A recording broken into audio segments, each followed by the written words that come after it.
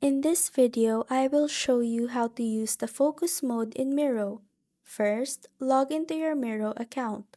Once you're in your main dashboard, you will see your menu list on the left side of your screen where all your tools are located. On your board, click on an object that you want to focus on. Once selected, you will notice a row of options appear on top of it. From there, click on the two-headed arrow icon. This is the focus mode button. After clicking, your screen will automatically zoom in and enter focus mode, allowing you to concentrate on just that object without distractions. Return to your main dashboard. Simply click the Back to Canvas button at the top of your screen. This feature works with any object on your board, making it perfect for highlighting key ideas during meetings or presentations. And that's how to use focus mode in Miro.